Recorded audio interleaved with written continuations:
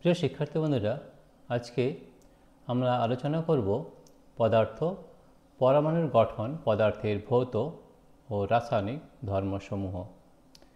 Matter, atomic structure, physical and chemical properties of matter.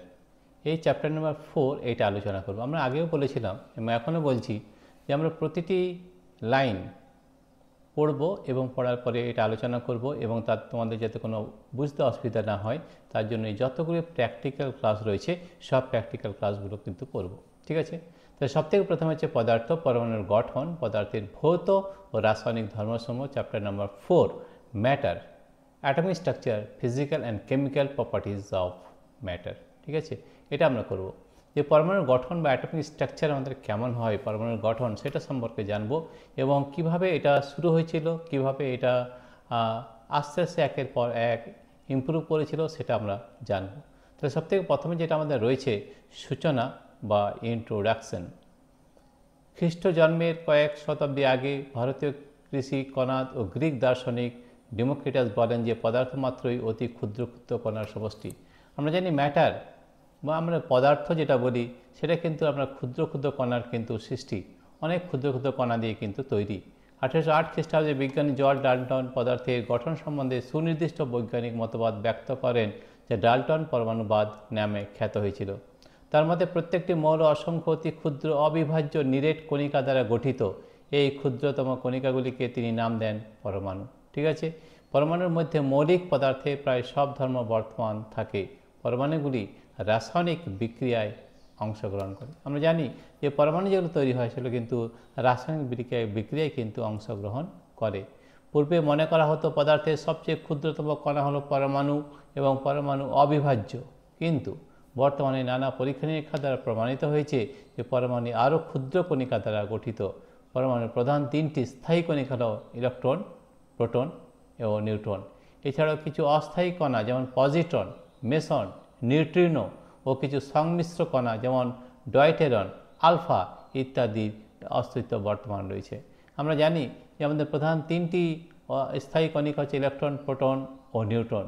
এছাড়াও আমাদের কিছু অস্থায়ী কণা রয়েছে যেমন পজিট্রন, মেসন, নিউট্রিনো ও কিছু সংমিশ্র কণা যেমন ডয়টেরন, আলফা ইত্যাদির অস্তিত্ব কিন্তু বর্তমান রয়েছে।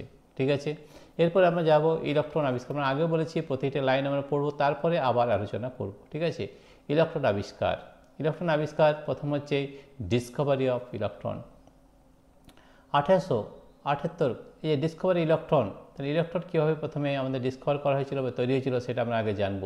ডিসকভারি অফ ইলেকট্রন 1878 খ্রিস্টাব্দে বিজ্ঞানী উইলিয়াম ক্রুক্স একটি কাঁচের নল, তড়িৎক্ষরণ নল, প্রায় 22শূন্য অবস্থায় 0.01 মিলিমিটার, এখানে দেখতে পাচ্ছি 0.01 মিলিমিটার পারদস্তম্ভের চাপে অল্প বায়ু রেখে দুটি ধাতব তড়িৎদ্বারের মধ্যে উচ্চ বিভব প্রায় 10,000 ভোল্ট সৃষ্টি করে ডিসি তড়িৎ চালনা করে দেখেন যে ক্যাথোড থেকে অ্যানোড দিকে একরকম অদৃশ্য রশ্মি সরলরেখা নির্গত হয় এবং এটি ক্যাথোডের বিপরীত দিকে কাঁচের নলের গায়ে সবুজ বর্ণের প্রতি প্রভাব সৃষ্টি করে। এই অদৃশ্য রশ্মির নাম দেন ক্যাথোড রশ্মি। এখানে দেখে নাও দুটো জিনিস রয়েছে। এখানে দেখে নাও গ্যাস নিষ্কাশক পাম্প রয়েছে, এখানে ক্যাথোড রশ্মি রয়েছে এবং এর চাপ 0.01 মিলিমিটার। রাইট? এখানে আমাদের দুটো রয়েছে, এখানে এটা ক্যাথোড, ক্যাথোড মানে হচ্ছে নেগেটিভ আর অ্যানোড মানে হচ্ছে পজিটিভ। ঠিক আছে? এখানে উচ্চ বিভব দেওয়া হচ্ছে, তাহলে দেখা যাচ্ছে যে ক্যাথোড থেকে এক ধরনের রশ্মি তৈরি হচ্ছে, সেই রশ্মিটা এখানে গিয়ে অ্যানোডে চলে যাচ্ছে। তাহলে এই ক্যাথোড, এটাকে আমরা বলছি যে রশ্মি ক্যাথোড থেকে নির্গত হচ্ছে সেটাকে আমরা বলছি ক্যাথোড রশ্মি। ঠিক আছে? এবারে আমরা জানবো যে ক্যাথোড রশ্মি কী দিয়ে তৈরি বা কী কী রয়েছে তার মধ্যে সেটা আমরা জানবো। ঠিক আছে? তাহলে দেখো ক্যাথোড রশ্মি কাকে বলে? যে ক্যাথোড থেকে অ্যানোডের দিকে একরকম অদৃশ্য রশ্মি সরলরেখায় নির্গত হয় এবং এটি ক্যাথোডের বিপরীত দিকে কাঁচের নলের গায়ে সবুজ বর্ণের প্রতিভাব সৃষ্টি করে। এই অদৃশ্য রশ্মির নাম দেন ক্যাথোড রশ্মি। এটার নাম হচ্ছে ক্যাথোড রশ্মি। যে রশ্মিগুলো ক্যাথোড রশ্মি থেকে বেরোচ্ছে এবং অ্যানোডের দিকে যাচ্ছে সেটা হচ্ছে ক্যাথোড রশ্মি। বিজ্ঞানী জে থমসন ক্যাথোড রশ্মি নিয়ে বিভিন্ন পরীক্ষা করে দেখেন যে ক্যাথোড রশ্মি তড়িৎক্ষরণ নলের মধ্যস্থিত গ্যাসকে আয়নিত করে এবং চৌম্বক ক্ষেত্র ও তড়িৎ ক্ষেত্র দ্বারা বিক্ষিপ্ত হয়। এই পরীক্ষা থেকে তিনি প্রমাণ করেন যে ক্যাথোড রশ্মি হলো ঋণাত্মক তড়িৎগ্রস্ত অতি ক্ষুদ্র কণার স্রোত। ঠিক আছে, তাহলে আমাদের এই যে ক্যাথোড রশ্মি দ্বারা এগুলো কিন্তু আমাদের ঋণাত্মক তড়িৎগ্রস্ত কণা, রাইট। ক্যাথোডের ঋণাত্মক তড়িতের প্রভাবে পরমাণু থেকে বিকর্ষিত হয়ে এই কণাগুলির সৃষ্টি হয়। ঋণাত্মক তড়িৎগ্রস্ত অতি ক্ষুদ্র এই কণিকাগুলির নাম দেওয়া হয় ইলেকট্রন। এছাড়া ক্যাথোড রশ্মি আলোক রশ্মির মতো সরলরেখায় চলে এবং ঠিক আছে, তাহলে এই ক্যাথোড রশ্মি কিন্তু আলোক রশ্মির মতোই কিন্তু সরলরেখায় চলে। তাহলে আমরা এখান থেকে কি জানলাম যে এই যে আমাদের ক্যাথোড রশ্মির উৎপত্তি ক্যাথোড থেকে শুরু হচ্ছে। ক্যাথোড মানে হচ্ছে নেগেটিভ টার্মিনাল আর অ্যানোড মানে হচ্ছে পজিটিভ টার্মিনাল। তো এই ক্যাথোড থেকে যে রশ্মি নির্গত হচ্ছে সেটা কিন্তু আমরা বলছি ক্যাথোড রশ্মি। এবং এই ক্যাথোড রশ্মি কি? ক্যাথোড রশ্মি হচ্ছে অ্যাকচুয়ালি কিন্তু ইলেকট্রন। এখানে আমাদের দেওয়া রয়েছে যে কত ঋণাত্মক তড়িৎগ্রস্ত অতি ক্ষুদ্র এই কণিকাগুলির নাম দেওয়া হয় ইলেকট্রন। ঠিক আছে, এছাড়া ক্যাথোড রশ্মি আলোক রশ্মির মতো সরলরেখায় চলে। জেনে রেখো ইলেকট্রনের ভর এবং আধান প্রথম নির্ণয় করেন বিজ্ঞানী মিলিগান 1911 খ্রিস্টাব্দে। সমস্ত মৌলের পরমাণুর অন্যতম উপাদান হলো ইলেকট্রন। তাহলে সমস্ত মৌলের পরমাণুর অন্যতম উপাদান হলো ইলেকট্রন। তাহলে আমরা তিনটি জিনিস পেলাম, ইলেকট্রন, প্রোটন ও নিউট্রন। তাহলে আমাদের ডিসকভারি অফ ইলেকট্রন আমাদের কে করেছিলেন? বিজ্ঞানী উইলিয়াম ক্রুপস। ঠিক আছে, তারপরে দেখব তাহলে এই যে বিজ্ঞানী যে থমসন ক্যাথোড রশ্মি নিয়ে বিভিন্ন পরীক্ষা করে দেখেন যে ক্যাথোড রশ্মি তড়িৎক্ষরণ নলের অবস্থিত গ্যাসকে আনিত করে এবং চৌম্বক ক্ষেত্র এবং তড়িৎ ক্ষেত্র দ্বারা বিক্ষিপ্ত হয়। এখানে কেন বিক্ষিপ্ত হচ্ছে আমি আবার বলে নিই। দেখো ইলেকট্রনগুলো কিন্তু আমাদের নেগেটিভলি চার্জড পার্টিকেল। তাই নেগেটিভলি চার্জড পার্টিকেল হওয়ার জন্য কি হয় যে এখানে চৌম্বক ক্ষেত্র বা তড়িৎ ক্ষেত্র থাকার জন্যে এই ইলেকট্রনগুলো কিন্তু বিক্ষিপ্ত হয়। ঠিক আছে, এরপর চলে যাবো নেক্সট পেজ। দেখো এরপরে আমরা পেজ নাম্বার 2-তে চলে যাচ্ছি। পেজ নাম্বার 2-তে কী রয়েছে একবার আমরা দেখে নিই।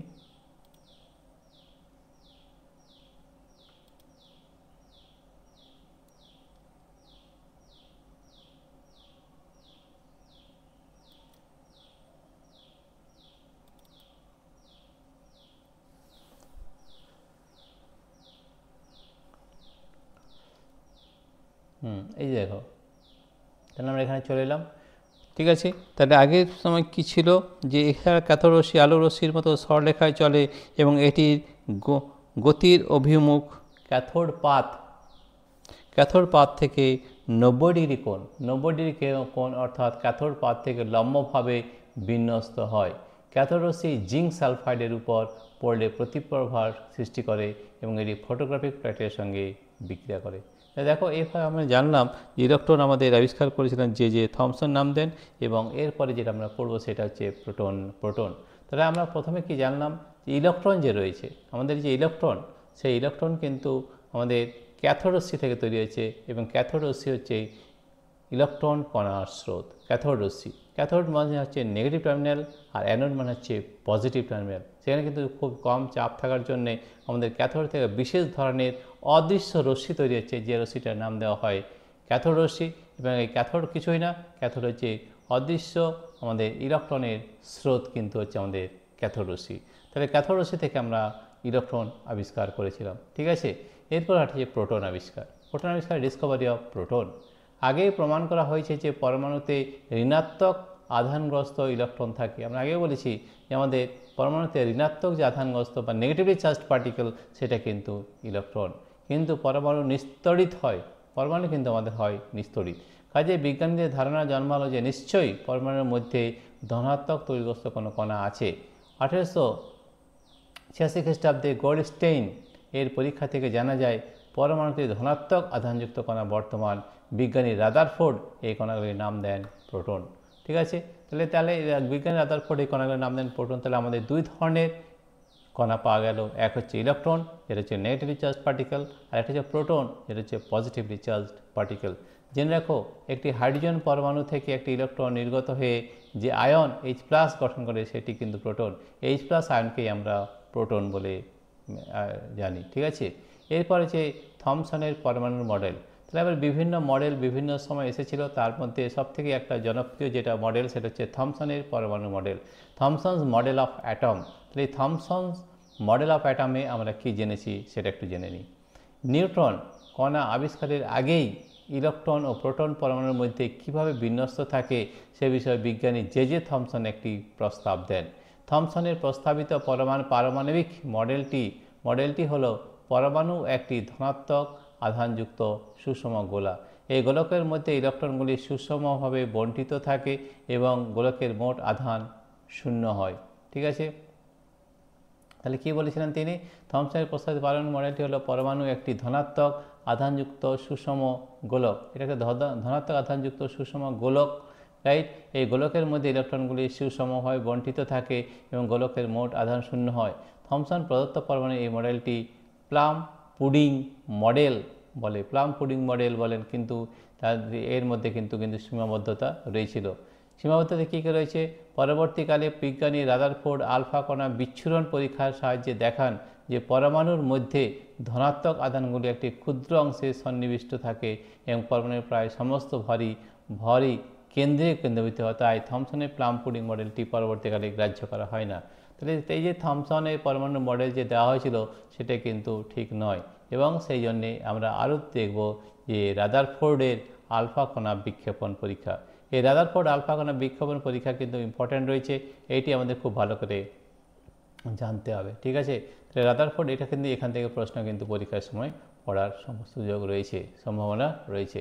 তাহলে 41.3-তে আমাদের কী রয়েছে সেটাকে দেখে নাও। রাদারফোর্ডের আলফা কণা বিক্ষেপণ পরীক্ষা বা রাদারফোর্ডস আলফা পার্টিকেল স্ক্যাটারিং। এই আলফা পার্টিকেল স্ক্যাটারিংয়ের মধ্যে রাদারফোর্ড কী কী বলেছিলেন সেটা কিন্তু আমাদের আগে জানতে হবে। রাদারফোর্ডের আলফা কণা বিক্ষেপণ পরীক্ষা থেকে পরমাণুর গঠন সম্বন্ধে ধারণা পাওয়া যায়। রাদারফোর্ডের আলফা কণা বিক্ষেপণ পরীক্ষা সম্বন্ধে বিস্তারিত তথ্য জানার আগে তেজস্ক্রিয়তা সম্বন্ধে কিছু ধারণা লাভ করা দরকার। তাহলে তেজস্ক্রিয়তার আবিষ্কার বা ডিসকভারি অফ রেডিও অ্যাক্টিভিটি।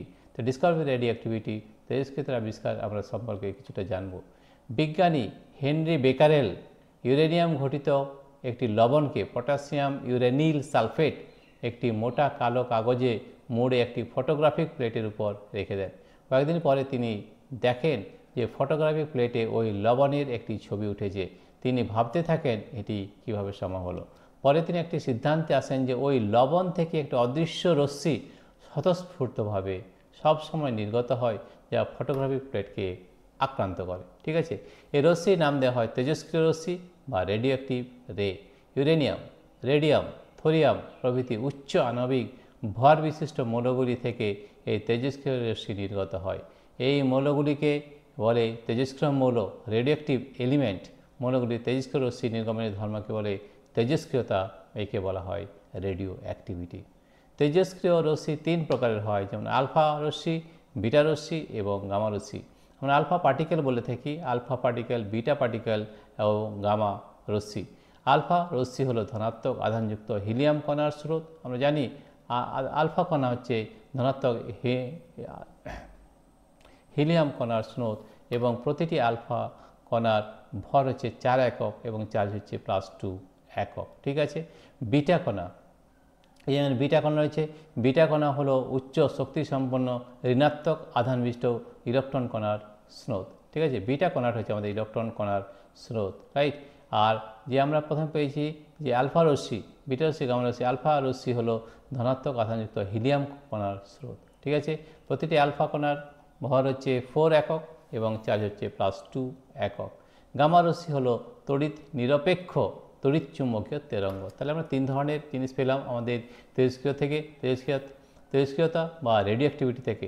তেজস্ক্রিয় রশ্মি 3 প্রকার হয়, যেমন আলফা পার্টিকেল, বিটা পার্টিকেল এবং গামা রেজ। ঠিক আছে, আলফা রশ্মি হলো ধনাত্মক আধানযুক্ত হিলিয়াম কণার স্রোত আলফা, এবং বিটা হলো উচ্চ শক্তি সম্পন্ন ঋণাত্মক আধান বিশিষ্ট ইলেকট্রন কণার স্রোত, এবং গামা রশ্মি হলো তড়িৎ নিরপেক্ষ তড়িৎ চুম্বকীয় তরঙ্গ।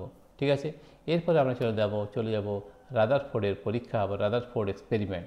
রাদারফোর্ড এক্সপেরিমেন্টে আমাদের কী বলা হয়েছে সেটাকে দেখে নাও। তাদের রাদারফোর্ড এক্সপেরিমেন্ট, বিজ্ঞানী রাদারফোর্ড 0.0004 মিলিমিটার খুব পাতলা বেধ বিশিষ্ট সোনার পাতের উপর তেজস্ক্রিয় আইসোটোপ BI 83-214 থেকে নির্গত উচ্চ গতিসম্পন্ন আলফা রশ্মি চালনা করেন। ঠিক আছে, আলফা রশ্মি চালনা করে তিনি কি পেলেন সেটা আমরা আগে দেখব। ঠিক আছে, তাহলে এরপরে আমরা দেখে নিই যে ডিসকভারি অফ ইলেকট্রন রাদারফোর্ডের পরীক্ষায় আমাদের কি পেয়েছিলেন সেটা একবার আমরা দেখে নেব। ঠিক আছে, তাহলে আমরা দেখছি এর পরের এসে কী আছে। তাহলে হচ্ছে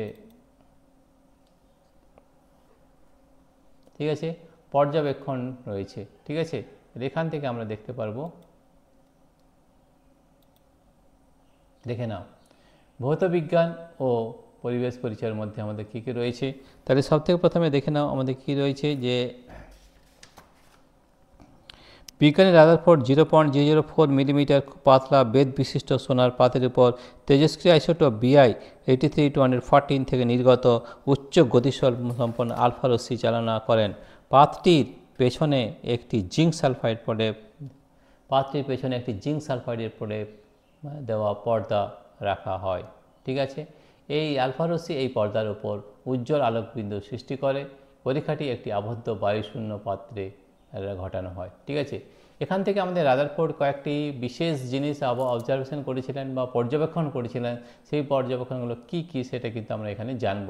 পর্যবেক্ষণ প্রথম হচ্ছে, রাদারফোর্ড লক্ষ্য করেন বেশিরভাগ আলফা কণা প্রায় 99% সোনার পাত ভেদ করে সোজা বেরিয়ে পর্দার উপরে পড়ে, কিন্তু পাতের গায়ে কোনো ছিদ্র হয় না। তাহলে দেখো এখান থেকে দেখা যাচ্ছে যে বেশিরভাগ ছিদ্র কণা অর্থাৎ 99% কিন্তু আলফা কণা এই বিন্দু থেকে আমাদের সব বিন্দুগুলো পেরিয়ে যাচ্ছে।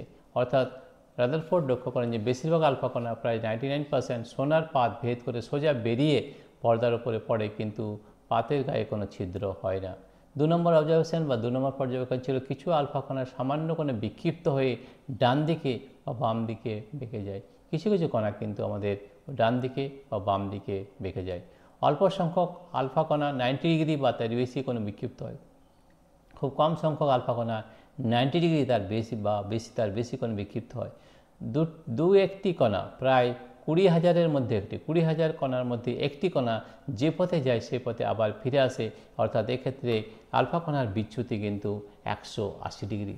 তাহলে যে পথে যায় সে পথে ফিরে আসে, সেই জন্যে এই আলফা কণার বিচ্যুতি কত হবে, 180। তাহলে এই 4টা জিনিস তিনি অবজারভেশন করেছিলেন বা পর্যবেক্ষণ করেছিলেন। ঠিক আছে, তিনি এখান থেকে কিছু সিদ্ধান্ত উপনীত হয়েছিলেন। তাহলে সেই সিদ্ধান্তগুলো কী কী সেটা একবার আমরা জানব। সিদ্ধান্ত: উপরোক্ত পরীক্ষা থেকে রাদারফোর্ড এই সিদ্ধান্তে আসেন যে যেহেতু অধিকাংশ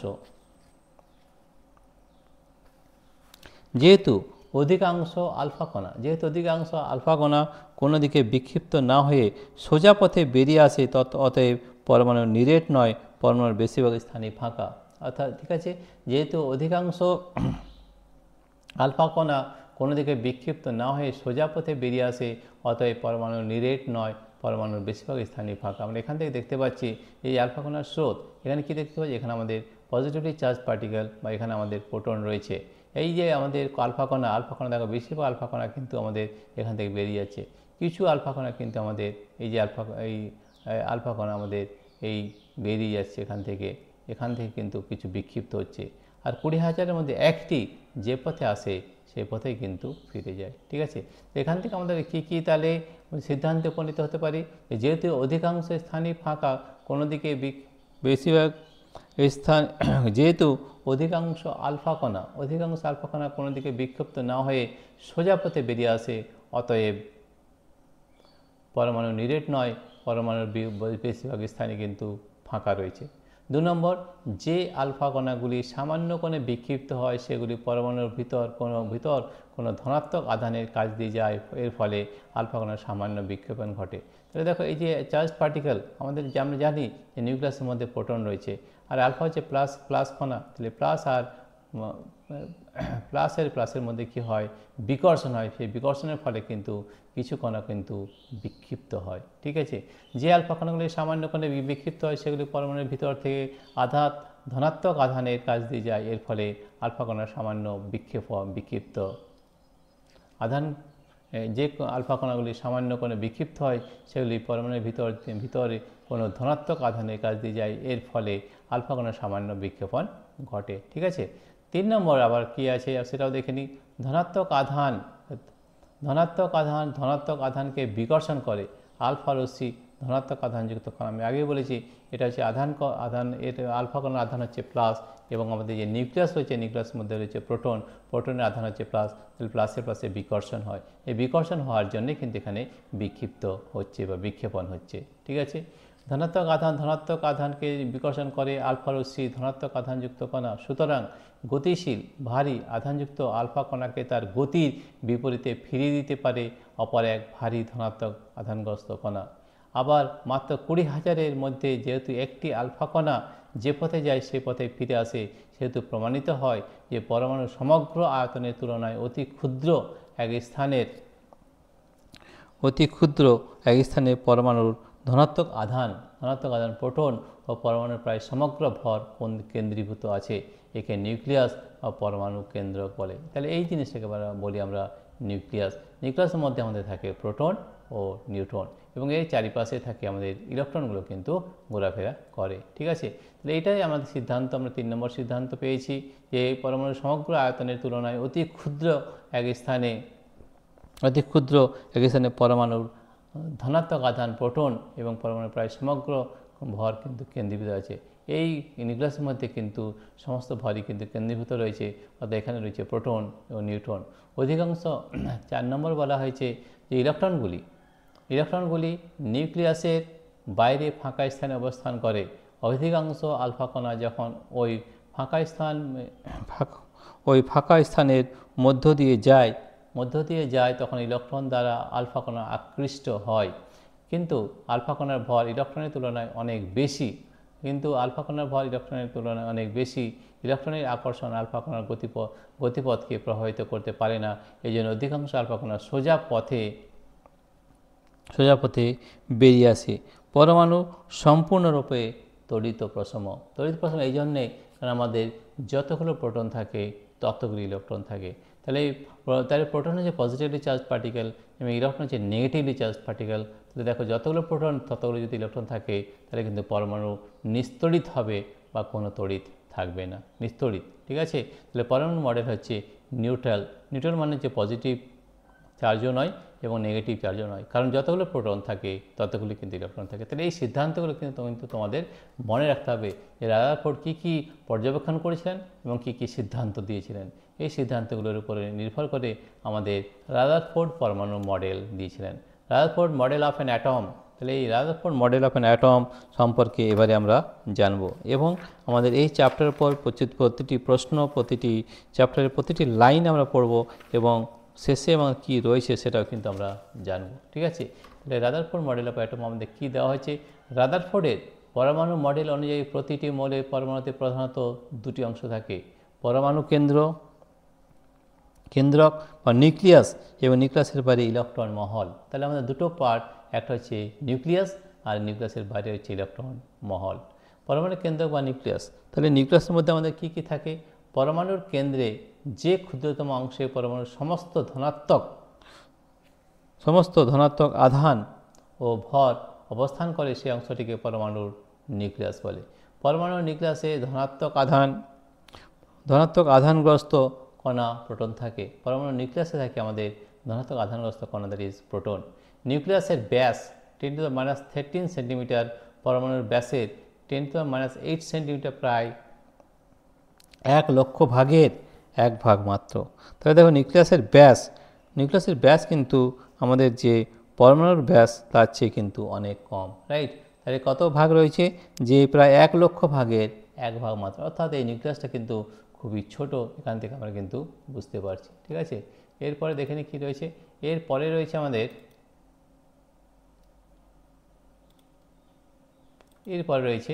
1 ভাগ মাত্র, অর্থাৎ পরমাণু নিরেট নয় এবং অধিকাংশ স্থানে কিন্তু ফাঁকা রয়েছে। ঠিক আছে, তাহলে দেখো আমাদের কী ভাগ পেলাম। এর মধ্যে রয়েছে আমাদের নিউক্লিয়াসের মধ্যে রয়েছে প্রোটন এবং নিউট্রন, আর এই যে ইলেকট্রন রয়েছে আমাদের তার চারিপাশে। ঠিক আছে, সমগ্র পরমাণুর তুলনায় নিউক্লিয়াসের আয়তন অত্যন্ত, তাই নিউক্লিয়াসটা খুব কম এবং তার বেশিরভাগ স্থানে কিন্তু ফাঁকা রয়েছে এবং চারিপাশে কিন্তু ইলেকট্রন রয়েছে। এটাই আমাদের রাদারফোর্ড পরমাণু মডেল দিয়েছিলেন এবং এটার থেকে কিন্তু আমরা প্রায় একই ধরনের মডেল পেয়ে থাকি। ঠিক আছে, তাহলে এরপরের যেটা রয়েছে, পরমাণুর প্রায় সমস্ত ভর নিউক্লিয়াসের মধ্যে থাকে, কারণ ইলেকট্রনের ভর নগণ্য বলে পরমাণুর সমস্ত ভর প্রোটনগুলির মোট ভর ধরা যেতে পারে। এই কারণে পরমাণুর সমস্ত ভর নিউক্লিয়াসের মধ্যে কেন্দ্রীভূত থাকে। আয়তন খুব কম হওয়ায় নিউক্লিয়াসের ঘনত্ব খুব বেশি, আয়তন খুব কম হয়, নিউক্লিয়াসের ঘনত্ব খুব বেশি হয়। এখানে কিন্তু আয়তন কম কিন্তু তার ঘনত্ব অবশ্যই বেশি হবে। পরমাণুর সবচেয়ে সুস্থিত অংশ হলো নিউক্লিয়াস। পরমাণুর সবচেয়ে সুস্থিত অংশ কিন্তু আমাদের নিউক্লিয়াস, অন্যগুলো কিন্তু নয়। ঠিক আছে, নিউক্লিয়াসের বাইরে ইলেকট্রন বলে। এবার আমরা নেক্সট জানবো নিউক্লিয়াসের বাইরে আমাদের কী থাকে, ইলেকট্রন থাকে। নিউক্লিয়াসের বাইরে ইলেকট্রন মহল থাকে। পরমাণু তড়িৎ নিরপেক্ষ বলে প্রত্যেক পরমাণু নিউক্লিয়াসে মোট যতগুলি প্রোটন থাকে ঠিক ততগুলি ইলেকট্রন নিউক্লিয়াসের বাইরে পরমাণুর বাকি অংশে সজ্জিত থাকে। আমরা আগেই বলেছি যে নিউক্লিয়াসের মধ্যে থাকে প্রোটন এবং তার বাইরে ইলেকট্রন মহলের মধ্যে থাকে ইলেকট্রন। পরমাণুর এই অংশকে ইলেকট্রন মহল বলে। তাহলে আমরা দুটো অংশ পেলাম, ইলেকট্রন মহল এবং নিউক্লিয়াস, রাইট। তাহলে ইলেকট্রনগুলি নিউক্লিয়াসকে কেন্দ্র করে বিভিন্ন বৃত্তাকার কক্ষপথে সমদ্রুতে অবিরাম আবর্তন করে। সাধারণ নিয়ম অনুযায়ী ধনাত্মক তড়িৎগ্রস্ত নিউক্লিয়াস এবং ঋণাত্মক তড়িৎগ্রস্ত ইলেকট্রনের মধ্যে পরস্পর তড়িৎ আকর্ষণের ফলে ইলেকট্রনগুলি এক সময়ে নিউক্লিয়াসে গিয়ে পড়ার কথা, কিন্তু তা হয় না। একদিকে নিউক্লিয়াসের তড়িৎ আকর্ষণ ইলেকট্রনকে কেন্দ্রের দিকে আকর্ষণ করছে, যা অভিকেন্দ্র বল হিসাবে পরিচিত। অন্যদিকে নিউক্লিয়াসের চারিদিকে ইলেকট্রনগুলি দ্রুতভাবে ঘুরতে থাকে বলে তাদের প্রত্যেকের মধ্যে একটি কেন্দ্রাত্মিক অপকেন্দ্র বলে সেন্ট্রিফিউগাল ফোর্স সৃষ্টি হয়, যা ইলেকট্রনকে কেন্দ্র বা নিউক্লিয়াসের থেকে দূরে সরানোর চেষ্টা করে। এই দুই বিপরীতমুখী বলের ক্রিয়া ইলেকট্রনগুলি নিউক্লিয়াসের চারদিকে আবর্তন করে চলেছে। তাহলে আমরা দুটো বল পাচ্ছি, একটা হচ্ছে অভিকেন্দ্র বল। অভিকেন্দ্র বল কোনটা? এতে নিউক্লিয়াসের তড়িৎ আকর্ষণ ইলেকট্রনকে কেন্দ্রের দিকে আকর্ষণ করছে। কেন? আমাদের রয়েছে এখানে ইলেকট্রন হচ্ছে নেগেটিভলি চার্জ পার্টিকেল, আর আমাদের এই নিউক্লিয়াস হচ্ছে পজিটিভলি চার্জ পার্টিকেল। তাহলে পজিটিভ নেগেটিভ কী হচ্ছে, আকর্ষণ করছে। আকর্ষণ করার জন্য আমাদের আরেকটা বল এখানে কাজ করছে, এটা হচ্ছে সেন্ট্রিফিউগাল ফোর্স। সেন্ট্রিফিউগাল ফোর্স সবসময় কিন্তু বাইরের দিকে কাজ করে। কোন দিকে? বাইরের দিকে। তাহলে দেখো এই সেন্ট্রিফিউগাল ফোর্স আর এই অভিকেন্দ্র বল কিন্তু একই হয়ে যাচ্ছে, সৃষ্টি হয়, যা ইলেকট্রনকে কেন্দ্র এবং নিউক্লিয়াস থেকে দূরে সরানোর চেষ্টা করে। এই দুই বিপরীত বলের ক্রিয়া ইলেকট্রনগুলি নিউক্লিয়াসের চারদিকে আবর্তন করে চলেছে। ঠিক আছে, তাহলে এই হচ্ছে আমার নিউক্লিয়াসের বাইরে ইলেকট্রন মহল। তাহলে আমরা ইলেকট্রনের মধ্যে দুটো জিনিস পেলাম, একটা হচ্ছে নিউক্লিয়াস, নিউক্লিয়াসের মধ্যে থাকে প্রোটন ও নিউট্রন, এবং তার বাইরে থাকছে ইলেকট্রন মহল। ইলেকট্রনগুলি কিন্তু নেগেটিভলি চার্জ পার্টিকেল, প্রোটনগুলো কিন্তু পজিটিভলি চার্জ পার্টিকেল, এবং নিউট্রন হলো নিস্তড়িত। ঠিক আছে, জেনে রাখো পরমাণুর আয়তনে নিউক্লিয়াসের আয়তনের তুলনায় 10⁻15 গুণ বেশি। সুতরাং বলা যায় নিউক্লিয়াসের আয়তন পরমাণুর আয়তনের তুলনায় নগণ্য। ঠিক আছে, এগুলো আমরা জানলাম। এরপরে হচ্ছে লিমিটেশনস বা রাদারফোর্ড পরমাণু মডেলের ত্রুটি। আমাদের এই রাদারফোর্ডের কিছু কিছু মডেলের কিন্তু ত্রুটি রয়েছে। তাহলে এই limitation of Rutherford atomic model, এটা রাদারফোর্ড অ্যাটমিক মডেলে কিন্তু বিশেষ দুটি কিন্তু ত্রুটি রয়েছে। তো এই ত্রুটিগুলি কী সেটাই আমাদের জানতে হবে, এবং এটা কিন্তু পরীক্ষার জন্য খুবই বেশি ইম্পর্ট্যান্ট রয়েছে। ঠিক আছে, রাদারফোর্ডের পরমাণু মডেলে প্রধানত দুটি অসঙ্গতি দেখা যায়। যেমন বিজ্ঞানী নেলস বোর জানান যে ধনাত্মক চার্জবাহী নিউক্লিয়াসকে কেন্দ্র করে ঋণাত্মক চার্জবাহী ইলেকট্রনগুলি বৃত্তাকার পথে আবর্তন করতে থাকলে তড়িৎ গতিবিদ্যার নিয়ম অনুযায়ী ওইগুলি থেকে সর্বদা শক্তি বিকিরণ হতে থাকবে। ফলে ইলেকট্রনগুলি শক্তি হারাবে এবং ঘুরতে ঘুরতে ক্রমশ নিউক্লিয়াসের দিকে এগিয়ে যাবে। একসময় ইলেকট্রনগুলি নিউক্লিয়াসের ওপর গিয়ে পড়বে, অর্থাৎ পরমাণুর আর কোনো ইলেকট্রনীয় গঠন থাকবে না, কিন্তু প্রকৃতপক্ষে তা হয় না। তাহলে এটা কিন্তু একটা অসঙ্গতি দেখা গেছে। ঠিক আছে, নিউক্লিয়াসের চারদিকে ইলেকট্রনগুলি অবিরাম ঘুরতে থাকলে ওই ঘূর্ণায়মান ইলেকট্রনগুলি থেকে অবিরাম শক্তি বিকীর্ণ হতে থাকবে। এর ফলে পরমাণুর যে বর্ণালী পাওয়া যাবে সেটি সূর্যরশ্মির বর্ণালীর মতো নিরবচ্ছিন্ন হবে। কিন্তু বাস্তবে দেখা যায় পরমাণু রেখা বর্ণালী সৃষ্টি করে, কিন্তু বাস্তবে দেখা যায় পরমাণু রেখা বর্ণালী সৃষ্টি করে। রাদারফোর্ডের পরমাণু মডেল এই ঘটনার ব্যাখ্যা করতে পারে না। তাহলে এই দুটো জিনিস কিন্তু আমাদের লিমিটেশনস রয়েছে, রাদারফোর্ডের পরমাণু মডেলের ত্রুটি রয়েছে। প্রথম হচ্ছে যে বিজ্ঞানী নেলস বোর জানান যে ধনাত্মক চার্জবাহী নিউক্লিয়াসকে কেন্দ্র করে ঋণাত্মক চার্জবাহী ইলেকট্রনগুলি বৃত্তাকার পথে আবর্তন করতে থাকলে তড়িৎ গতিবিদ্যার নিয়ম অনুযায়ী ওইগুলি থেকে সর্বদা শক্তি বিকিরণ হতে থাকবে। ফলে ইলেকট্রনগুলি শক্তি হারাবে এবং ঘুরতে ঘুরতে ক্রমশ নিউক্লিয়াসের দিকে এগিয়ে যাবে। একসময় ইলেকট্রনগুলি নিউক্লিয়াসের ওপর গিয়ে পড়বে, অর্থাৎ পরমাণুর আর কোনো ইলেকট্রনীয় গঠন থাকবে না, কিন্তু প্রকৃতপক্ষে তা কিন্তু হয় না। তাহলে এটা হচ্ছে আমাদের একটা লিমিটেশন বা মডেলের ত্রুটি। নিউক্লিয়াসের চারদিকে ইলেকট্রনগুলি অবিরাম ঘুরতে থাকলে ওই ঘূর্ণায়মান ইলেকট্রনগুলি থেকে অবিরাম শক্তি বিকীর্ণ হতে থাকবে। এর ফলে পরমাণুর যে বর্ণালী পাওয়া যাবে সেটি সূর্যরশ্মির বর্ণালীর মতো নিরবচ্ছিন্ন হবে। কিন্তু বাস্তবে দেখা যায় পারমাণবিক রেখা বর্ণালীর সৃষ্টি করে। রাদারফোর্ডের পরমাণু মডেল এই ঘটনার ব্যাখ্যা করতে পারে না। তাহলে এই পরমাণুর আমাদের যে রাদারফোর্ড পরমাণু মডেল দিয়েছিলেন তার মধ্যে দুটি ত্রুটি কিন্তু দেখা গেছে, এই দুটি ত্রুটি কিন্তু তিনি ব্যাখ্যা করতে পারেন না। এরপরে আমাদের হচ্ছে নিউটন আবিষ্কার বা ডিসকভারি অফ নিউটন। নিউটন কীভাবে আবিষ্কার হলো সে সম্পর্কে আমরা জানবো। তাহলে নিউটন সম্পর্কে আমাদের কি কি জানার আছে সেটা একটু আমরা জেনে নিই। নিউটন আবিষ্কার, ডিসকভারি অফ নিউটন। পারমাণবিক ভরের স্কেল অনুযায়ী একটি প্রোটনের ভর 1 একক এবং ইলেকট্রনের ভর নগণ্য ধরা হয়। এখন পরমাণুর ইলেকট্রন এবং প্রোটন দ্বারা গঠিত হলে পরমাণুর ভর পরমাণুতে উপস্থিত মোট প্রোটনের ভরের সমান, কিন্তু দেখা যায় হাইড্রোজেন পরমাণু ছাড়া অন্য কোনো মৌলের পরমাণুর ভর ওই পরমাণুতে উপস্থিত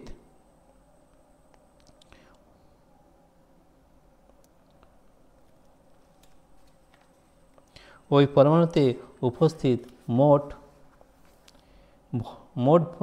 প্রোটনের ভরের সমান কিন্তু হয় না। ঠিক আছে, তাহলে আমাদের এই ডিসকভারি নিউটন কীভাবে আবিষ্কার হয়? ডিসকভারি নিউটন পারমাণবিক ভর স্কেল অনুযায়ী একটি প্রোটনের ভর 1 একক এবং ইলেকট্রনের ভর নগণ্য ধরা হয়। এখন পরমাণু ইলেকট্রন এবং প্রোটন দ্বারা গঠিত হলে পরমাণুর ভর পরমাণুতে উপস্থিত মোট প্রোটনের ভরের সমান হবে, কিন্তু দেখা যায় হাইড্রোজেন পরমাণু ছাড়া অন্য কোনো মৌলের পরমাণুর ভর ওই পরমাণুতে উপস্থিত মোট প্রোটনের ভরের সমান হয় না। ঠিক আছে, এবার আমরা জানবো যে এটা কেন হয় না, সেটা একটা বিশেষ কারণ রয়েছে। সেটার জন্য আছে আমাদের এইটা, এখানে আমাদের একটু দেখে নিই, আমাদের রয়েছে 150। ঠিক আছে, প্রোটনের ভরের সমান হয় না। যেমন হিলিয়াম পরমাণুতে 2টি প্রোটন আছে, সুতরাং হিলিয়াম পরমাণুর ভর 2 একক হওয়া উচিত, কিন্তু প্রকৃতপক্ষে হিলিয়াম পরমাণুর ভর হচ্ছে 4 একক। এর থেকে বোঝা যায় যে হিলিয়াম পরমাণুতে প্রোটন ছাড়াও অন্য কোনো ভারী নিস্তড়িত কণা উপস্থিত আছে, এটা ওখান থেকে দেখা যায়। এই পার্থক্য ব্যাখ্যা করার জন্য 1920 খ্রিস্টাব্দে রাদারফোর্ড পরমাণুর মধ্যে নিস্তড়িত ও 1 একক ভরযুক্ত কণার কল্পনা করেন। ঠিক আছে, তাহলে 1932 খ্রিস্টাব্দে বিজ্ঞানী স্যাডউইক লক্ষ্য করেন যে বেরিলিয়াম ধাতুর উপর তেজস্ক্রিয় পদার্থ পোলোনিয়াম থেকে নির্গত আলফা রশ্মি নিক্ষেপ করলে পরমাণু থেকে এক প্রকার নতুন রশ্মি নির্গত হয়। পরীক্ষা করে দেখা গেল এ রশ্মি কতকগুলি কণার সমষ্টি। তড়িৎ ক্ষেত্র বা চুম্বক ক্ষেত্রের দ্বারা ওই রশ্মি প্রভাবিত হয় না, সুতরাং বোঝা গেল যে এই কণাগুলি নিস্তড়িত। স্যাডউইক এই কণার নাম দেন নিউটন। তাহলে দেখো আমরা তিন ধরনের কণা আমরা পেয়েছিলাম। একটা পেলাম প্রোটন, যা হচ্ছে পজিটিভলি চার্জ পার্টিকেল বা ধনাত্মক আধানযুক্ত। একটা হচ্ছে ইলেকট্রন, নেগেটিভলি চার্জ পার্টিকেল বা আমাদের ঋণাত্মক কণা। এবং একটা পেলাম নিউট্রন, যা কিন্তু নিউট্রাল বা নিস্তড়িত, এর কোনো আধান কিন্তু নেই। ঠিক আছে, বিজ্ঞানী মজলে 1913 খ্রিস্টাব্দে এক্স রশ্মির বর্ণালী পরীক্ষার মাধ্যমে পরমাণুতে উপস্থিত প্রোটন সংখ্যা নির্ণয়ের পদ্ধতি আবিষ্কার করেন। নিউটনের ভেদন ক্ষমতা ইলেকট্রন ও প্রোটনের তুলনায় কিন্তু বেশি হয়। আমরা জানবো ইলেকট্রন, প্রোটন, নিউটনের প্রকৃতি এবং বৈশিষ্ট্যের মধ্যে কি পার্থক্য রয়েছে সেটা কিন্তু খুব ভালো করে আমরা জেনে নিই। ঠিক আছে, তাহলে এই পার্থক্য রয়েছে, সেই পার্থক্যগুলো কিন্তু আমরা এখানে জানবো কী কী পার্থক্য রয়েছে। তাহলে দেখো ইলেকট্রন, প্রোটনের, নিউটনের প্রকৃতি এবং বৈশিষ্ট্য। তাহলে কণার নাম ও চিহ্ন, প্রোটন H11 হয়, নিউট্রন N01 হয়, ইলেকট্রন E-1 0। এগুলো আমাদের কিন্তু কণার নাম ও চিহ্ন। ভর, তাহলে দেখো প্রোটনের ভর কত হয় সেটা কিন্তু আমাদের জানতে হবে। একটি হাইড্রোজেন পরমাণুর ভরের প্রায় সমান 1.672 × 10⁻27 কেজি বা 1.00727 AMU। AMU মানে হচ্ছে অ্যাটমিক মাস ইউনিট। তড়িৎ আধানের প্রকৃতি এবং পরিমাণ। তাহলে প্রোটনের আধান হচ্ছে ধনাত্মক বা পজিটিভ, প্লাস 1.6 × 10⁻19 কুলম হয় প্রোটনের আধান। ঠিক আছে, আর রয়েছে ব্যাসার্ধ, কণাগুলিকে গোলক কল্পনা করে 1.2 × 10⁻15 মিটার হয়। অবস্থান স্থল পরমাণুর কেন্দ্রে অর্থাৎ নিউক্লিয়াসে থাকে প্রোটন। ঠিক আছে, নিউট্রন N01 একটি হাইড্রোজেন পরমাণুর ভরের প্রায় সমান হয় 1.675 × 10⁻27 KG 1.0086 AMU atomic mass unit. আধানহীন বা নিস্তড়িত শূন্য, আমাদের ব্যাসার্ধ কণাগুলিকে গোলক কল্পনা করে 1.2 × 10⁻15 মিটার। অবস্থানকাল হচ্ছে পরমাণুর কেন্দ্রে অর্থাৎ নিউক্লিয়াসে থাকে আমাদের নিউট্রন। ঠিক আছে, এরপরে রয়েছে সেটা হচ্ছে ইলেকট্রন E-1 0। একটি হাইড্রোজেন পরমাণুর ভরের 1/1837 অংশ 9.11 × 10⁻31 কেজি বা 0.000548 AMU অ্যাটমিক মাস ইউনিট। ইলেকট্রনের আধান যা হয় নেগেটিভ বা ঋণাত্মক -1.6 × 10⁻19 কুলম। ঠিক আছে, ব্যাসার্ধ হতে প্রায় হবে 2.5 × 10⁻15 মিটার। ঠিক আছে, কোথায় থাকে? পরমাণু নিউক্লিয়াসের বা কেন্দ্রের বাইরে নির্দিষ্ট শক্তি বিশিষ্ট বৃত্তাকার বা উপবৃত্তাকার কক্ষপথে থাকে আমাদের ইলেকট্রন। ঠিক আছে, বৃত্তাকার বা উপবৃত্তাকার কক্ষপথে থাকে। পরমাণুর মূল কণাগুলির ভর হ্রাসের সঠিক ক্রম, মূল ভর আমরা এখানে দেখলাম ভরের হ্রাসের সঠিক ক্রম হচ্ছে নিউটন, তারপর প্রোটন, তারপরে হবে ইলেকট্রন। ঠিক আছে, এরপরে আমাদের আরেকটা জিনিস আছে, সেটা একটু সম্পর্কে আমরা একটু জেনে নিই, তাহলে কিন্তু আমরা সবগুলো কিন্তু কমপ্লিট করতে পারবো। তাহলে দেখো, এরপরে রয়েছে আমাদের 4.1.8। ঠিক আছে, পরমাণুর গঠন সম্বন্ধীয় বোর রাদারফোর্ড মডেল বা Bohr Rutherford model of an atom. তাহলে এরপরে যেটা আমাদের মডেল এসেছিল সেটা হচ্ছে Bohr Rutherford model of an atom. তাহলে বোর রাদারফোর্ড মডেলকে কী বলা হয়েছিল সেটা আমরা একটু জানবো। 1932 খ্রিস্টাব্দে নিউটন আবিষ্কার হওয়ার পর রাদারফোর্ড ও বোরের পরমাণু মডেলের উপর ভিত্তি করে পরমাণুর যে চিত্র পাওয়া যায় তার নিম্নরূপ। পরমাণুর দুটি অংশ আছে, নিউক্লিয়াস বা কেন্দ্র এবং নিউক্লিয়াস বহির্ভূত ইলেকট্রন। নিউক্লিয়াস এবং ইলেকট্রন মহল। ঠিক আছে, নিউক্লিয়াস বা কেন্দ্র প্রত্যেক পরমাণুর কেন্দ্রে পরমাণুর আয়তনের তুলনায় অতি ক্ষুদ্র আয়তন বিশেষ একটি অংশ আছে, একে পরমাণুর নিউক্লিয়াস বা কেন্দ্রক বলে। পরমাণুর নিউক্লিয়াসটি ধনাত্মক তড়িৎগ্রস্ত কণিকা প্রোটন এবং তড়িৎ কণিকা নিউট্রন দ্বারা গঠিত। তার নিউক্লিয়াসের মধ্যে আমাদের কী কী রয়েছে? প্রোটন এবং নিউট্রন রয়েছে।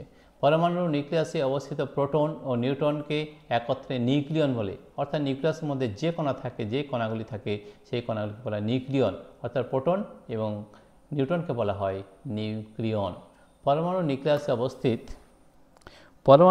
অবস্থিত প্রোটন ও নিউট্রনের মোট ভর পরমাণুর ভর, তাই তো? তাহলে এরপরে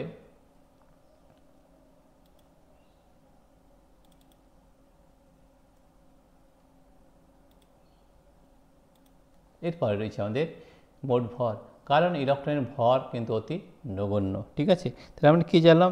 যে পরমাণুর নিউক্লিয়াসে অবস্থিত প্রোটন ও নিউট্রনের মোট ভরই পরমাণুর ভর, কারণ নিউট্রনের ভর কিন্তু অতি নগণ্য, ওটা ধরা হয়নি। তাহলে পরমাণুর ভর সমান প্রোটনের ভর প্লাস নিউট্রনের ভর হলেই কিন্তু আমরা পরমাণুর ভর পেয়ে যাচ্ছি, কারণ ইলেকট্রনের ভর কিন্তু অতি নগণ্য। পরমাণুর নিউক্লিয়াসে প্রোটন ও নিউট্রন একত্রে পুঞ্জীভূত অবস্থায় থাকে, তাই নিউক্লিয়াসের ঘনত্ব কিন্তু খুব বেশি হয়। দেখা এখানে প্রোটন ও নিউট্রন রয়েছে এবং এই নিউক্লিয়াসটা খুব ছোট্ট একটা জায়গা, তাই কিন্তু তার ঘনত্ব অবশ্যই বেশি হবে। তাই পরমাণুর নিউক্লিয়াস খুব সুস্থিত হয়, পরমাণুর নিউক্লিয়াস কিন্তু খুব সুস্থিত হয়। পরমাণুর নিউক্লিয়াসে অবস্থিত প্রোটন সংখ্যাই হলো পরমাণুর ক্রমাঙ্ক বা পারমাণবিক সংখ্যা। তাহলে পারমাণবিক সংখ্যা মানে হচ্ছে যতগুলো প্রোটন থাকবে সেটাকেই আমরা পারমাণবিক সংখ্যা বা পরমাণু ক্রমাঙ্ক বলি। ঠিক আছে, মৌলের সমস্ত ধর্ম নিয়ন্ত্রিত হয় পরমাণু ক্রমাঙ্ক বা পারমাণবিক সংখ্যা দ্বারা। তাহলে এই পরমাণু ক্রমাঙ্ক বা প্রোটন সংখ্যা দ্বারা কিন্তু সমস্ত ধর্ম কিন্তু নিয়ন্ত্রিত হয়। ঠিক আছে, পরমাণুর নিউক্লিয়াসে অবস্থিত প্রোটন ও নিউট্রন সংখ্যার সমষ্টিকে বলে পরমাণুর ভর সংখ্যা। প্রোটন প্লাস নিউট্রন সেটা হচ্ছে পরমাণুর ভর সংখ্যা, আর ভর সংখ্যা সমান প্রোটন সংখ্যা প্লাস নিউট্রন সংখ্যা, পারমাণবিক সংখ্যা জেড প্লাস নিউট্রন সংখ্যা। ঠিক আছে, অর্থাৎ যতগুলো প্রোটন প্লাস নিউট্রন সংখ্যা যদি যোগ করি তাহলে আমরা ভর সংখ্যা পাবো বা অ্যাটমিক মাস পাবো। ঠিক আছে, জেনে রেখো পারমাণবিক সংখ্যাকে মৌলের সক্রিয় ধর্ম বলা হয়। নিউক্লাইড নির্দিষ্ট পারমাণবিক সংখ্যা বা পরমাণু ক্রমাঙ্ক এবং ভর সংখ্যা বিশিষ্ট নিউক্লিয়াসকে নিউক্লাইড বলা হয়। ঠিক আছে, নিউক্লাইডকে নির্দিষ্ট পারমাণবিক সংখ্যা বা পরমাণু ক্রমাঙ্ক এবং ভর সংখ্যা বিশিষ্ট নিউক্লিয়াসকে নিউক্লাইড বলে। যেমন মৌলের চিহ্ন হচ্ছে এক্স, ভর সংখ্যা এ এবং পারমাণবিক সংখ্যা জেড হলে মৌলের নিউক্লাইড হলো এক্স জেড এ বা এক্স জেড এ। ওপরে এ লেখা যায় বা এদিকেও লেখা যায়, তার প্রকাশ করা হয়। যেমন ক্লোরিন 1735, সোডিয়াম 1120, এগুলোকে বলা হয় এক একটা নিউক্লিয়াইড। রাইট, নিউক্লিয়াস বহির্ভূত ইলেকট্রন। এরপরে আমরা জানব নিউক্লিয়াস বহির্ভূত ইলেকট্রন আমাদের কী কী রয়েছে সেটা একবার জেনে নিই। নিউক্লিয়াস বহির্ভূত ইলেকট্রন, নিউক্লিয়াসের বাইরে, ঠিক আছে, নিউক্লিয়াসের বাইরে ঋণাত্মক তড়িৎগ্রস্ত কণাগুলি অর্থাৎ ইলেকট্রনগুলি থাকে।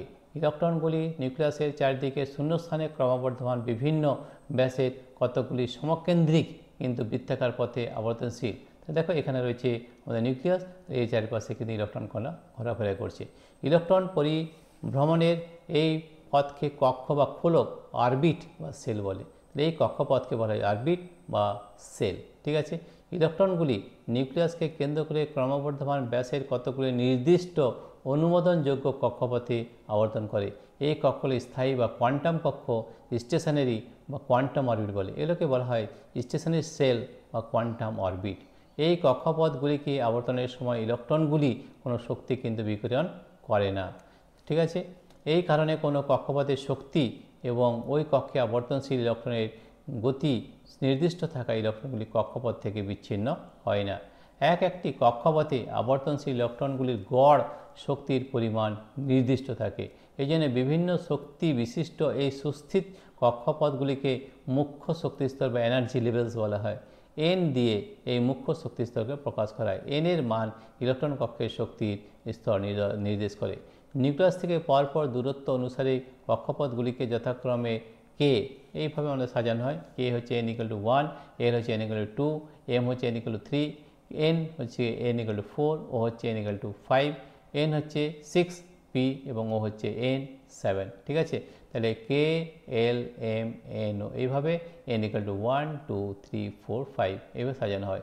এদের শক্তি বৃদ্ধির ক্রম হলো কে, এল, এম, এন। এর পর কিন্তু শক্তি কিন্তু বৃদ্ধি পেয়ে যাবে। ঠিক আছে, এল, এম, এন, তারপর ও, তারপর পি, তারপর কিউ। ঠিক আছে, শেষের দিকে কিন্তু আমাদের শক্তি বৃদ্ধি পাবে। কোনো একটি কক্ষে বা মুখ্য শক্তি স্তরে যে কোনো সংখ্যক ইলেকট্রন থাকতে পারে না।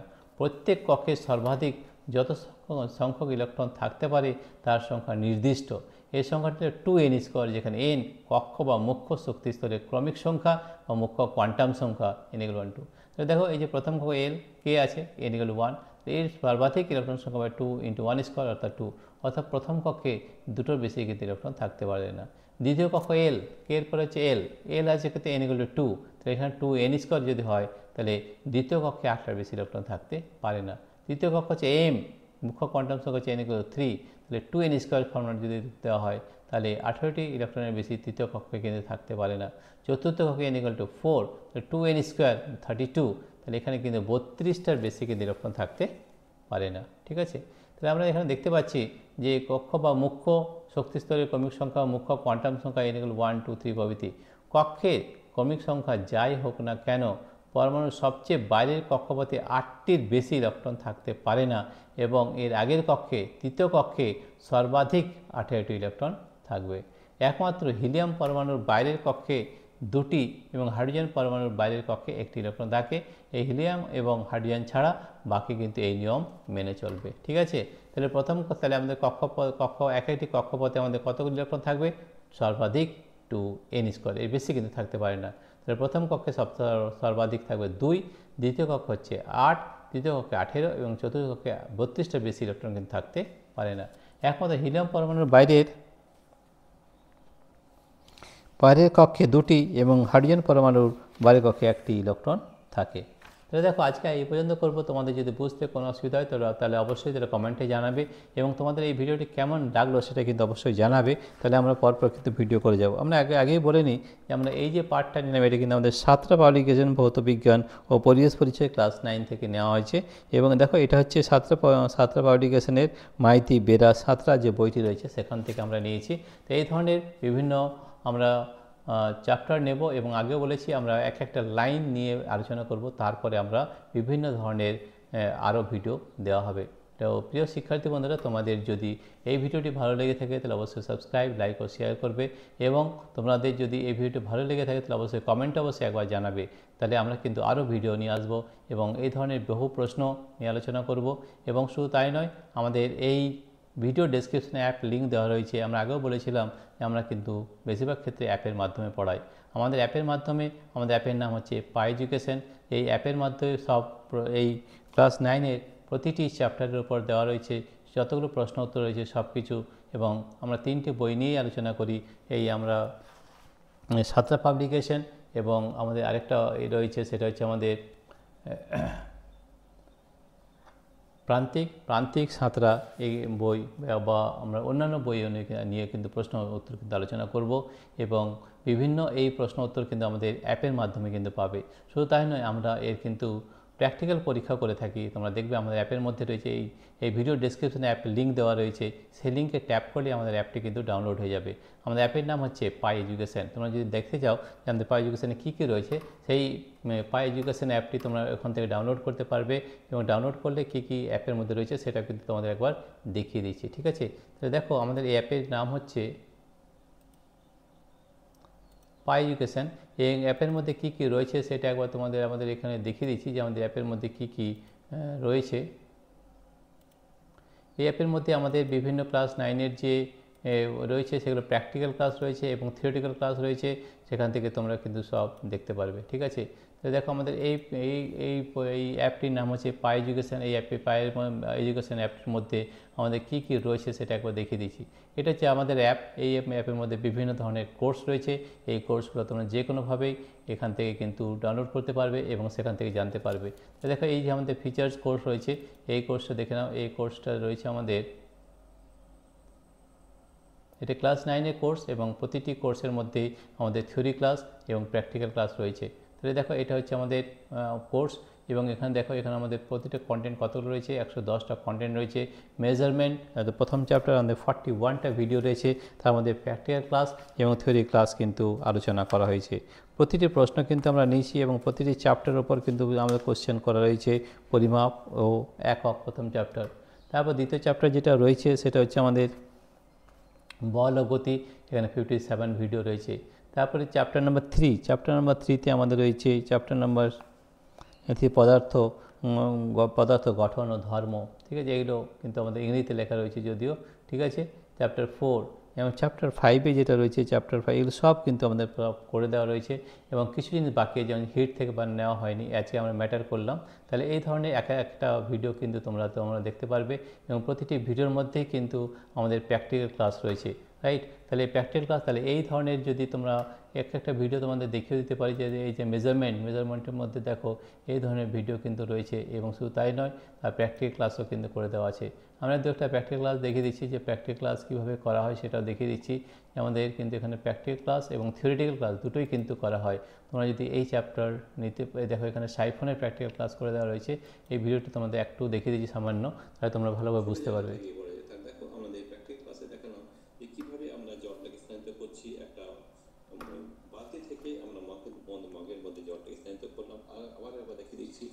কিভাবে আমরা করছি, প্রথমে কি করতে হবে, এই দুটো পাত্র নিতে হবে। পাত্র নেওয়ার পর আমরা এই যে পাইপ নিলাম, পাইপের মধ্যে জল পূর্ণ করতে হবে এবং জল পূর্ণ করার পরে আমরা ছোট বাহুটা এই বড় পাত্রের মধ্যে রাখবো এবং বড় বাহুটা মগের মধ্যে রাখবো। তবে কিন্তু আমরা খুব সুন্দরভাবে আমরা এটাকে সাইক্লোটিয়ার সাহায্যে জলটাকে এই বড় জায়গা থেকে মগের মধ্যে নিতে পারবো।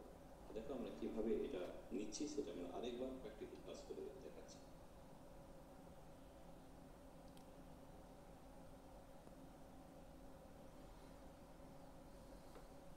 এইভাবে প্রতিটি প্র্যাকটিক্যাল ক্লাস করে দেয়, যেটা স্যাম্পল দেখালাম কীভাবে প্র্যাকটিক্যাল ক্লাসটা করা হয়েছে। তো সব প্র্যাকটিক্যাল ক্লাসের মধ্যে এগুলো কিন্তু সব দেখতে পাবে এবং প্রতিটি মধ্যে কিন্তু আমাদের প্র্যাকটিক্যাল ক্লাস সব রয়েছে। যা আমাদের প্র্যাকটিক্যাল ক্লাস হয়েছে সব কিন্তু এখানে দেখানো হয়েছে। তাই প্রিয় শিক্ষার্থী বন্ধুরা, তোমরা যদি এই কোর্স নিয়ে দেখুন বার্নারি প্রিন্সিপাল, দেখো এখানে বার্নারি প্রিন্সিপালও কিন্তু প্র্যাকটিক্যাল করে দেওয়া রয়েছে।